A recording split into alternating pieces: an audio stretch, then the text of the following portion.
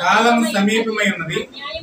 అన్యాయం చేయువాడు అన్యాయం చేయనము, అపవిత్రుడైన వాడు ఇంకా అపవిత్రుడిగా ఉండనేము, నీతిమంతుడు ఇంకా నీతిమంతుడిగానే ఉండనేము, పరిశుద్ధుడు ఇంకా పరిశుద్ధుడిగానే ఉండనేము.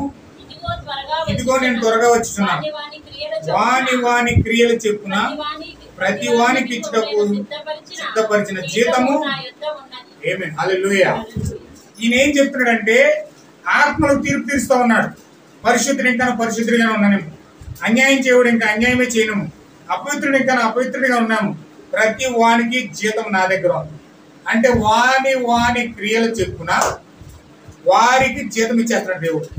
అంటే దేవుడు ఏం చేస్తున్నాడంటే ఏలియా పంపించిన వెంటనే ఏం చేస్తున్నాడు, తీర్పులు తీస్తున్నాడు.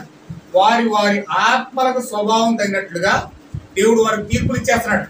తీర్పులు ఇచ్చేసి ఇత్తడిగా మారిపోను కాక ఎప్పుడైతే చెప్పాడో 3.5 సంవత్సరాల పాటు అక్కడ వర్షం లేకుండా పోయింది. ఏలియా భూమిపైకి ఎప్పుడైతే వచ్చాడండి, అక్కడ పరిశుద్ధాత్మ అనేది మనుషుల్లో నుంచి పైనుంచి దిగి రావడం అనేది ఆగిపోయింది. ఆయన చెప్పాడు తొలకరి వర్షము కడవరి వర్షం కుమ్మరిస్తానని. ఆయన చెప్పిన మాట ఏమిటంటే పైనుంచి శక్తి పొందుకునే వరకు అనే మాట ఏలియా ఎప్పుడైతే భూమిపైకి వచ్చాడో ఆగిపోయింది. వర్షం ఆగిపోయింది. వర్షం దేనికి సదృశ్యం అండి? పరిశుద్ధాత్మ సదృశ్యం. మనుషుల పైన పరిశుద్ధాత్మ కుమ్మరించడం ఆగిపోయింది. దేవుడు పైనుంచి పరిశుద్ధాత్మను ఇచ్చే ఆ యొక్క ఆత్మ అభిషేకము మనుషులకు ఆగిపోయింది. హల్లెలూయా. మనిషి ఇప్పుడు పరిశుద్ధాత్మ ఎక్కడ పొందుకోవాలి?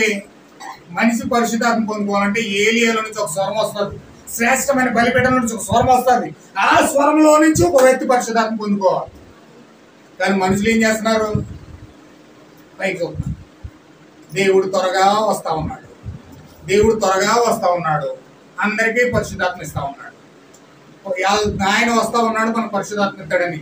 అందరి చూపు ఎలా ఉందంటే ప్రార్థన చేయండి అయ్యా, దేవుడు పరిశుద్ధాత్మ ఇస్తాడు, ప్రార్థన చేయండి అయ్యా, దేవుడు పరిశుద్ధాత్మ ఇస్తాడు. పైనుంచి వస్తున్నాడు. నోవహు కాలంలో ఎలాగైతే అందరూ పైకి చూసారో నోవహును చూడడం మానేసి, వింటున్నారండి? నోవహును చూడడం మానేసి అందరూ ఎలా పైకి చూసారో ఏలియా కాలంలో అందరూ ఏలియాని చూడడం మానేసి అందరూ పైకి చూస్తున్నారు. హల్లెలూయా. ఇప్పుడు అందరూ ఎక్కడ చూస్తున్నారండి? అందరి చూపు ఎక్కడ ఉంది? పైకి ఉంది. దేవుడు వస్తాడో రాకడలో మనల్ని ఎత్తుకుపోతాడు. దేవుడు వస్తాడో రాకడలో మనల్ని ఎత్తుకుపోతాడు. అందరి చూపు పైన ఉంది. 20 రోజులు ప్రార్థన, 100 రోజులు ప్రార్థన, 50 రోజులు ప్రార్థన, గదిలో కలిపి ప్రార్థన ప్రార్థన. దేవుడు వచ్చేది పైనుంచి చూస్తున్నాడు. చూపు అంతా చూపు పైకి ఉంటుంది. కానీ ఆల్రెడీ దేవుడు ఆ ప్రాసెస్ ఆపేసి దేవుడు ఇత్తడిగా మార్చేసి ఆత్మలకు తీర్పు తెచ్చేసి దేవుడు పరిశుద్ధాత్మను ఎక్కడ ఇస్తున్నాడంటే ఏలియాలో నుంచి ఆ పరిశుద్ధాత్మ వెళ్తా ఉంది. హల్లెలూయా. ఇప్పుడు దేవుడు ఎవరికి ఇవ్వాలో ఆ పరిశుద్ధాత్మ ఆలకిస్తాడు. ఎవరు నిర్ణయించాడో ఆలకిస్తాడు. దేవుడు ఎవరి కొరకైతే దాచిపెట్టాడో వారికి ఆ పరిశుద్ధాత్మ ఇస్తాడు. ఇప్పుడు అది ఎక్కడికి వెళ్తుందంటే దేవుడు ఆ పరిశుద్ధాత్మ పొందుకోవడానికి అర్హురాలు ఎవరంటే ఇప్పుడు ఇక్కడ సమరయ స్త్రీలోని ఆ యొక్క సారేపత్ అనే నగరంలో ఒక స్త్రీ అక్కడ ఉంది. హల్లెలూయా. ఈమె ఏం చేస్తుందంటే ఏడుస్తూ ఉంది, పరిశుద్ధాత్మ కోసం ఆరాటపడతా ఉంది, పరిశుద్ధాత్మ కోసం ఎదుగుతూ ఉంది. ఈమె ఏం చేస్తుందంటే ఆమె అక్కడ పరిస్థితి ఎలా ఉందంటే ఆమెకి చూడండి ఒకసారి చిన్న కథ రూపంలో దేవుడు ప్రవక్త చెప్పాడు. దీన్ని మీకు చెప్పి నేను ముగించాలనుకుంటా ఉన్నాను. ఆమె నిద్రలేసింది, సూర్యోదయం అయిపోయింది. ఆ చిన్న కుమారుడు పక్క నుంచి ఏడుపున పడుతుంది. ఆమె అలిసిపోయిన తలను దిండుపై తిప్పింది. ఆమె రాత్రి అంతా కూడా నిద్రపోలేదు. ఆమె గొప్ప విషాదమైన పరిస్థితి నుంచి చలించిపోయి ఉంది. ఆమె యొక్క చిన్న బాలుడు నీరసించిపోయాడు. ఆ చిన్న బాలుడు బాధ చూసి కనీసం 20 లేక 30 నిమిషాలు కూడా ఆమె నిద్రించలేకపోయింది. ఆ బాలుడు చిన్న స్వరంతో ఇలా అంటున్నాడు, అమ్మా నువ్వు మరలా వంటగదిలోకి వెళ్ళమ్మా, వంటగదిలోకి వెళ్ళు, చూడు కనీసం అక్కడ ఏదైనా చిన్న రొట్టు ముక్క ఏమైనా ఉందేమో. నాకు కడుపు ఆకలితో మండిపోతా ఉన్నాను, నేను చాలా ఆకలి, భయంకరంగా నాకు ఆకలేస్తా ఉంది, ఆకలితో నాకు నిద్ర రావడం లేదు. చాలా మంది చూడండి ఆకలితో పడుకుంటే నిద్ర రాదు, ఆకలితో పడుకుంటే నిద్ర రాదు. ఆకలితో పడుకున్నాడు ఈ వ్యక్తి కానీ నిద్ర రావట్లేదు. అమ్మ చూడమ్మా దయచేసి కిచెన్లోకి వెళ్ళి వంటగదిలోకి వెళ్ళి చూడు అని ఆ బిడ్డ ఏడుస్తున్నాడు. అప్పుడు ఆమె అతని యొక్క చిన్నపోయిన ముఖం చూసింది. అతను కుంగిపోయి చిన్న బొగ్గలతో మరియు అతని చిన్న చిన్న కళ్ళు పసుపు రంగుగా మారిపోయాయి. నీరసం వచ్చేసింది. చాలా బక్క బాలసగా అయిపోయాడు కుర్రోడు. ఆకలితో మండిపోతా ఉన్నాడు. చాలా ఆకలి. వాళ్ళ పరిస్థితి ఎలా ఉందంటే 4 రోజులకు ఒకసారి భోజనం చేస్తున్నారు వాళ్ళు. 4 రోజులకు ఒకసారి రొట్టె ముక్క తింటా ఉన్నారు వాళ్ళు. హల్లెలూయా. అతని చిన్న కళ్ళు పశు రంగులు మారిపోయాయి. అతని పొడవాటి జుట్టు కత్తిరించకుండానే బలము కింద పడి ఉడికిపోయింది. బలం లేక కత్తిరించకుండా ఇంటికి రాలిపోతున్నాయంట. అతని చిరిగిపోయిన షర్టు వేసుకొని ఆకలితో అటు ఇటు దొరుకుతున్నాడట. అలా బాధపడుతున్న బాలుడిని ఒడిలో పెట్టుకుని బొగ్గలు నిమురుతూ ఆమె కన్నుల నుండి పెద్ద కన్నీటి బొట్టు అతని చిన్న ముఖం పైన పడగా ఆమె అతని చెంపలపై నిమిరి, చిట్టి తండ్రి, మన పరిస్థితి అర్థం చేసుకుని నిద్రపోవడం ప్రయత్నించు బాబు అని ఆ చిన్న కుమారుడు చెప్తున్నాడంట. చూడండి, పరిస్థితి మీరు ఒకసారి ఆలోచించండి. ఇంట్లో ఏమి పరిస్థితి లేదండి, భోజనం లేదు. పిల్లోడు ఆకలేసి ఆకలితో అలమటించిపోతున్నాడు. దగ్గరికి వచ్చి, అమ్మ ఆకలి అవుతుందమ్మా, అన్నం పెట్టు, అమ్మ నాకు కొడుకు మాడిపోతుందమ్మా అని చెప్పి అడుగుతున్నాడు అనుకోండి. హల్లెలూయా. ఏమన్నా వింటున్నారా? ఆ తల్లి యొక్క హృదయం ఎలా ఉంటుంది చెప్పండి. ఇంట్లో 4 రోజుల నుంచి ఏమీ లేదు, భయంకరమైన పరిస్థితుల్లోకి వెళ్ళిపోయింది ఆమె. ఆ గృహంలో తింటా కనీసం తిండి గింజలు కూడా లేవు. ఆ పిల్లోడు వచ్చి దగ్గరకు వచ్చి ఏడుస్తున్నాడు ఆకలేస్తుందని. ఆ తల్లి యొక్క మనసు ఎలా ఉంటుంది చెప్పండి ఒకసారి. ఏమన్నా వింటున్నారా? ఇప్పుడు వాడు అటు ఇటు దొరుకుతున్నాడు తిరిగిపోయి సట్టేసుకుని. ఆ యొక్క తల్లి అంట బాబును ఒళ్ళో పెట్టుకుని ఆ పెద్ద పెద్ద కన్నీటి బొట్లు ఆ యొక్క ముఖం మీద పడుతుంటే ఆ బిడ్డ వైపు చూస్తూ ఆమె అంటుందంట, చిట్టి తండ్రి, మన పరిస్థితి అర్థం చేసుకోరా, నిద్రపోవడం ప్రయత్నించని చెప్తుందంట. ఎందుకంటే 3 సంవత్సరాలు గడిచిపోయింది. భూమి మీద ఎక్కడా కూడా వర్షం లేదు. భూమి బీటలను తీసి నెలలు బారిపోయింది. పెద్ద పెద్ద నెలలు కనబడుతున్నాయి. ఆమె ఆ గృహంలో నేలపైన మోకరించి ఆమె దేవునికి మొరపెట్టడం మొదలుపెట్టిందట. అని వింటున్నారా? కష్టాలు, బాధలు, కుటుంబాలు అనుభవించిన వాళ్ళకి మా మెసేజ్ అర్థమవుతుంది. చాలా భయంకరమైన దుఃఖాక్రాంతమైన ఆ యొక్క కుటుంబం ఎలా ఉన్నదంటే, ఆ యొక్క బాబుని పక్కన పెట్టి ఈమె మోకరించడానికి ప్రార్థన చేయడానికి వెళ్ళిందంట. ప్రార్థన చేస్తున్నప్పుడు ఏమని ప్రార్థన చేస్తుందంటే, ఆ కటిక నేల మీద నెలబారిపోయిన నేల మీద మోకరించి ఆమె దేవుడికి మొరపెట్టడం మొదలుపెట్టింది. ఓ ప్రభు అయిన దేవా, మా యెహోవా, నీవు మా పితరుల దేవుడవు. సంవత్సరం వెంబడి సంవత్సరం నీ పిల్లలను పోషిస్తూ వస్తున్నవాడివి. నేనైతే నీకు నిజాయితీగా నమ్మకంగా ఉండడానికి ఎల్లప్పుడూ నేను ప్రయత్నించాను. ఇప్పుడు నా చిన్న పిల్లవాడు ఏదో ఒకటి తినడానికి కేకేస్తున్నాడు. అతనికి ఇచ్చడం నా దగ్గర ఏమీ లేదు. చాలా వారాల నుండి మేము 3 లేక 4 రోజులకు ఒకసారి ఆహారం తీసుకుంటున్నాం. మరియు ఇప్పుడు అది కూడా లేకపోయింది.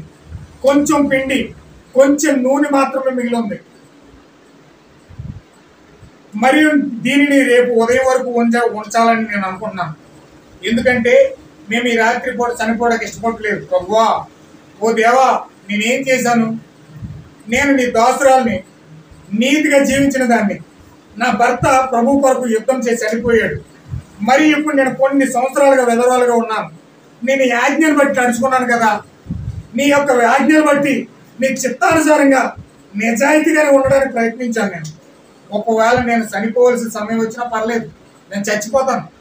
నేను చచ్చిపోయినా పర్లేదు. కానీ నా చిన్న బాలుడు ఏదో ఒకటి తినడానికి అతికించినప్పుడు అతని తినడానికి ఏమీ ఇవ్వలేక నా హృదయం ముక్కలుగా చీల్చి కన్నీరు పెట్టుచున్నది ప్రభువా అని ప్రార్థిస్తూ దేవునికి ఎంతగానో ఆమె మొరపెడతా ఉన్నాను. హల్లెలూయా. ఎవరు వింటున్నారా?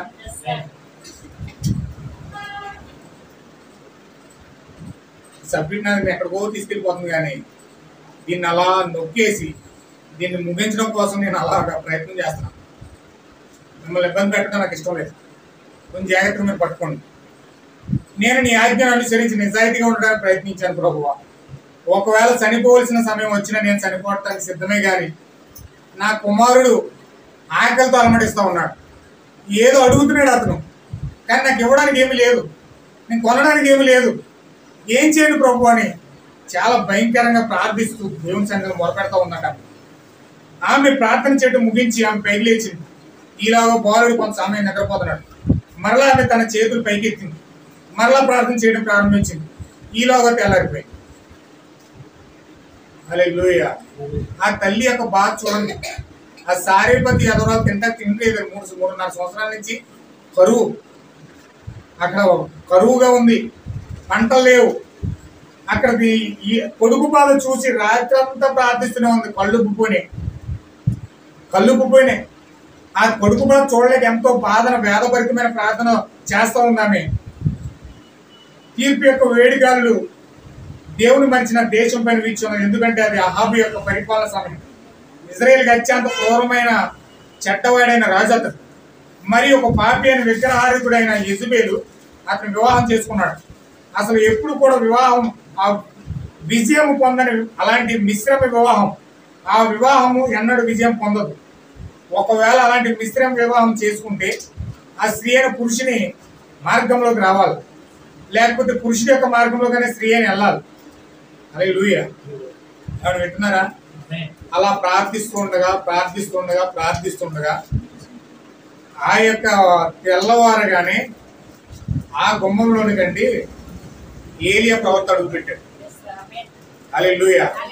ఆమె ఎప్పుడైతే మొరపెడతా ఉందో కుమారుడు కోసం ఆ గుమ్మంలోకి అడుగు పెట్టాడు. ఆ గుమ్మంలోకి ఎప్పుడైతే అడుగు పెట్టి ఆమె నుంచి ఆ స్వరం వస్తా ఉందట. అమ్మా, కొన్ని మంచినీళ్ళు ఉండి ఇస్తావా అన్నాడు. కొన్ని మంచినీళ్ళు ఉండి వస్తావంటే ఈమె మంచినీళ్ళన్నీ తీసుకురావడం వెళ్ళింది. మంచినీళ్ళు తీసుకొస్తే వెళ్తే అదే స్వరం మళ్ళీ వినపడింది. అదే చేత్తో చిన్న రొట్టె ముక్కలు తీసుకురమ్మన్నాడు. హల్లెలూయా. ఈమె ఏం చేసిందంటే రాత్రి అంతా కష్టపడి తెల్లారితే కొడుక్కి ఆ రొట్టె ముక్క పెడదామని ఆ డబ్బా అంతా శుభ్రంగా ఊడిచేసి ఇంత పిండి ఉంటే తీసుకుంది. ఆ నూనె డబ్బా అంతా ఓర్చి ఇలా ఓరితే నూనె ప్యాకెట్ మీరు అంతా లాస్ట్ లో అంతా నూనె అంతా చేసిన ఓరితే చొక్కా పంట చూసారా? అలాగే అలా చొక్కా కేదర్ చేస్తే ఒక స్పూన్ వచ్చిందట. ఆ స్పూన్ నూనెను ఆ కొంచెం పిండే దాచిపెట్టింది. ఈయన వచ్చి ఏమన్నాడంటే వెంటనే రొట్టె చేసుకుని రమ్మన్నాడు. రొట్టె చేసుకుని రమ్మంటే ఈమె ఏం చేసిందంటే తెల్లారితే ఈ యొక్క రొట్టె ముక్క తినేసి నేను నా కుమారుడు చచ్చిపోదాం అనుకున్నాం. ఈమె యొక్క ఉదారమైన హృదయం చూడండి. ఈమె యొక్క హృదయం ఎంత ఉదారంగా ఉందంటే నా కుమారుడు నేను చచ్చిపోదాం అనుకున్నాం, అదేదో నువ్వే తిను, మేము ఎలాగే చచ్చిపోయే తిన్నా చచ్చిపోతాం, తినకపోయినా చచ్చిపోతాం. ఎందుకంటే ఆకలి మమ్మల్ని బాధ పెట్టేస్తుంది. నా కుమారుడు చచ్చిపోతాడు, నేను చచ్చిపోతాను, కానీ నువ్వన్నా తిని బ్రతుకని చెప్పేసి ఆ యొక్క రొట్టె ముక్కనే తీసుకొచ్చి ఆ యొక్క వెతికి చేసినాడు. హల్లెలూయా. దేవుని పిల్లలు ఎప్పుడైనా సరే ఇవ్వడానికి ఇష్టపడతారు తప్ప, వాళ్ళు నిత్య జీవాన్ని ఇవ్వడానికి ఇష్టపడతారు తప్ప వాళ్ళకి లేకపోయినా పర్లేదు. ఎప్పుడైనా సరే ఇవ్వడానికి నిత్య జీవం ఇవ్వడానికి ఇష్టపడతారు. ప్రవక్త ఎదుట అపోజమ్మని ఒక ఆమె, అపోజమ్మ ఒక జంతువు అండి, దాన్ని నక్కలు పీకేస్తే వచ్చి ప్రవక్త దగ్గరికి వచ్చి పడుకుంది. దేవుడు ఏం చెప్పాడంటే ప్రవక్త దగ్గరికి వెళ్ళి ప్రార్థన చేస్తానని చెప్పాడు. ఆమె వచ్చి ప్రవక్త ప్రార్థన కోసం ఎదురు చూస్తుంది. ఆమె రక్తాలు కారిపోతుంది, చచ్చిపోతుంటే ఈమె పిల్లలందరూ కంగారు అనే కంగారు అంటారు అనమాట. అది వెళ్ళి ఆ పిల్లలన్నీ వెళ్ళి దాన్ని పాలు తాగుతున్నాయంట. ఒక పక్క చచ్చిపోయే స్థితిలో ఉంది, రక్తం కారిపోతుంది, అడవి నక్కలంటే పీకేసినాయి, రక్తం కారిపోతున్నా సరే పిల్లలకు పాలు ఇవ్వడం మానలేదు. నిజమైన తల్లి యొక్క లక్షణం అంటే, నిజమైన తల్లి యొక్క లక్షణం, నిజమైన క్రైస్తవుడి యొక్క లక్షణం. అతను చచ్చిపోతున్నా సరే ఇతనికి జీవం ఇవ్వడానికి ప్రయత్నం చేస్తాడు. హల్లెలూయా. ఏమన్నా అర్థమవుతుందండి? యేసుక్రీస్తు శిలువలో చచ్చిపోతూ కూడా పక్కన ఉన్న దొంగకు జీవం ఇచ్చాడు. ఆయన చచ్చిపోతున్నాడు, తండ్రి నా ఆత్మ నీకు అప్పగిస్తున్నాను అన్నాడు. పక్కనే ఉన్నాడు తెలిసిన దొంగతో, నేడే నీవు నా రాజ్యంలో ఉంటావని చెప్పాడు. ఆయన చచ్చిపోతూ జీవం ఇస్తున్నాడు. నిజమైన సేవకుడు, నిజమైన క్రైస్తవుడు, నిజమైన తల్లి ఎవరైనా సరే తన కొడుకు కోసం చూసుకోరు కానీ, తన యొక్క జీవితం కోసం చూసుకోరు కానీ, ఆమె యొక్క స్వార్థం కోసం బ్రతకదు కానీ, ఎల్లప్పుడూ ఎదుటి వాని యొక్క నిత్య జీవం ఇవ్వడానికి, ప్రార్థించడానికి, జీవం ఇవ్వడానికి వాళ్ళు ఇష్టపడతారు. నిజమైన క్రైస్తవుడి యొక్క లక్షణం. నిజమైన క్రైస్తవుడి యొక్క జీవితంలో స్వార్థం ఉండాలి. ఒకవేళ నీ జీవితంలో స్వార్థం పనిచేసిందంటే నీలో పరిశుద్ధాత్మ లేదు. ఈ కాలం యొక్క ప్రవర్తన అన్నాడండి, అసూయ అనేది ఏంటంటే, స్వార్థం అనేది ఏంటంటే యాసిడ్ అన్నాడు. యాసిడ్ మీద ఏమవుతుంది? కాలిపోతుంది. ఒక వ్యక్తి యొక్క జీవితంలో స్వార్థం ఉంటే అతను కూడా అంతే. కానీ స్వార్థం లేని మనిషి లేడు. స్వార్థం లేని మనిషి లేడు, కానీ స్వార్థం ఉంది. కానీ పరిశుద్ధాత్మ పొందుకున్నప్పుడే స్వార్థం పోతుంది. కానీ పరిశుద్ధాత్మ దగ్గరికి రాడు కదా, పరిశుద్ధాత్మ దగ్గరికి ఎత్తి రాడు కదా, వస్తే స్వార్థం పోతుంది. మరి ఒకవేళ నీళ్ళు స్వార్థం పనిచేస్తుందని నీళ్ళు పరిశుద్ధాత్మ లేదు. నువ్వు ఎంత పరిశుద్ధురాలు అవని, ఎంత ప్రార్థన పరురాలు అవని, ఎంత విశ్వాసం అవని, ఎన్ని ప్రసంగాలు చేయని, ఎంత పాస్టర్ అవని, ఎంత బిషప్ అవని, అతను స్వార్థం పనిచేసిందంటే అతను పరిశుద్ధాత్మ లేదు. హల్లెలూయా. అయితే ఇక్కడ ఏం చేస్తుందంటే, ఆ సారెపతి ఎవరాలు స్త్రీలో స్వార్థం కనిపించట్లేదు. ఇక్కడ మేము ఎలాగైనా చచ్చిపోతాం, నువ్వన్న బ్రతికని చెప్పి ఏలియాకి రొట్టె ముక్క ఇచ్చేసింది. ఆ రొట్టె ముక్క తిన్న ఏలియా ఏం చేయాలి తెలుసండి? ఒక ఆశీర్వాదం ఇచ్చడానికి ఏమన్నాడు తెలుసండి? అక్కడ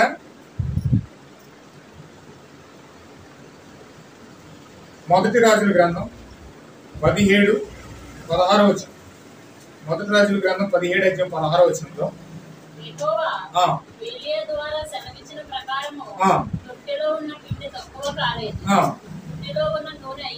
అయిపోలేదు.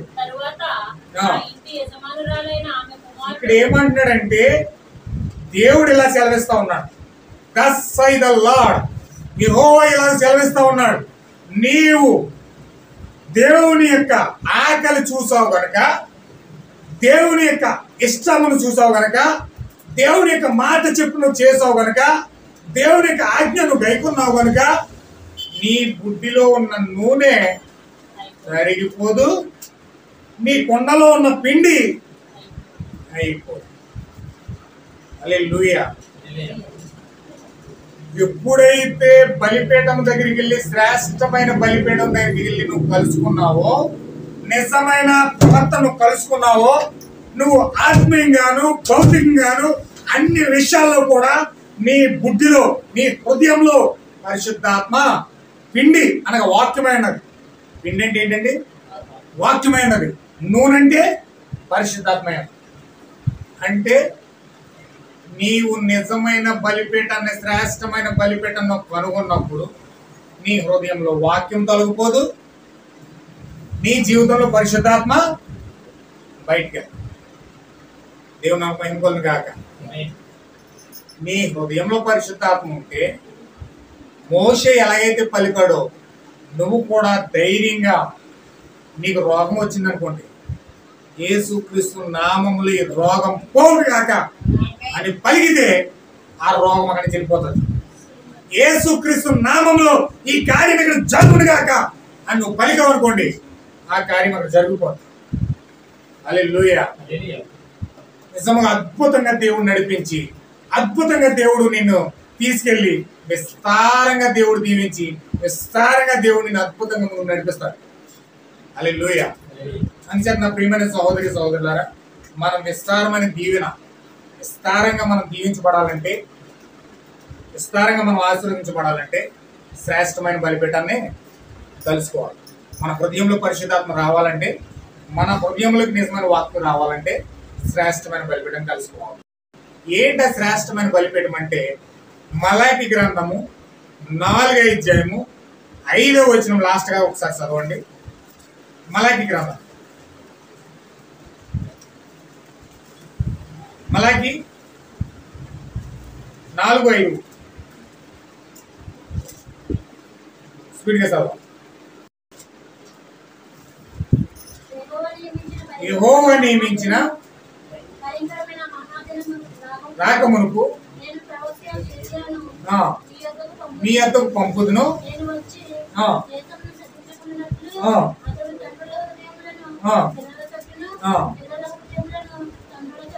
అదనమాట. ఇప్పుడు ఈ కాలంలో శ్రేష్టమైన బలిపీఠం ఏదంటే, దేవుడు మరలా అన్యజనుల యొద్దకు నవీన యెజబెల్ వచ్చి బలిపీఠాలు పడగొట్టితే, క్రిస్మస్లు, క్రిత్వాలు, త్రియేక దేవుని ఆరాధనలు అన్ని బలిపీఠాలు కడితే నిజమైన ఏలియా వచ్చి, ఈ కాలంలో దేవుని యొక్క ఏలియా వచ్చి, నిజమైన దేవుని యొక్క ప్రవక్త వచ్చి, ఈయన ఏం చేస్తున్నాడంటే అస్సలైన దేవుని యొక్క బలిపీఠాన్ని కడతా ఉన్నాడు. హల్లెలూయా. శ్రేష్టమైన బలిపీఠాన్ని ఎప్పుడైతే ఏలియాను మనం ఎప్పుడైతే దర్శించామో, ఏలియా దగ్గరికి వెళ్ళి ఆ వర్తమానాన్ని ఎప్పుడైతే మనం కలుసుకున్నామో, అప్పుడు మనము విస్తారంగా మన హృదయంలో వాక్యం వస్తా ఉంది, మన హృదయంలోనికి పరిశుద్ధాత్మ వస్తా ఉంది. ఎప్పుడైతే పరిశుద్ధాత్మ మన జీవితంలోకి వచ్చిందో, ఎప్పుడైతే ఆ యొక్క వాక్యం మనలోకి వచ్చిందో, అది విస్తారమైన దీవెనగా మనం దీవించబడి మన నోటి మాట ద్వారా ఆశీర్వాదాలను మనం తెచ్చుకుంటాం. హల్లెలూయా. ఏదో మనం కష్టపడి సంపాదించేసి మిల్లు కట్టినా, ఇద్దరు కట్టినా, ఎన్ని చేసినా చివరికి విడిచి వెళ్ళిపోవాలి. దిగంబరిగానే వచ్చాం, దిగంబరిగానే వెళ్ళిపోతాం. ఎన్ని సంపాదించినా, ఎన్ని పేరు ప్రఖ్యాతలు సంపాదించినా, ఎన్ని అసలైన సంపాదించినా, ఆస్తులు సంపాదించినా, అంతస్తులు సంపాదించినా, తిరిగి అన్ని విడిచిపెట్టి వెళ్ళిపోవలసిందే. మనం బ్రతకడానికి కోసమే మనం సంపాదించుకుంటాం ఇక్కడ, అంతే తప్ప ఇవన్నీ పట్టుకుని మనం మీద వెళ్ళిపోము. కానీ మన యొక్క శ్రేష్టమైన బలిపీఠం దగ్గరికి వెళ్ళినప్పుడు చిరస్థాయిగా దేవుడి దగ్గర ఆ యొక్క ఆత్మ వెళ్ళి యుగయుగాలు జీవించాలంటే మనము మన ఆత్మ రక్షించుకోవాలి.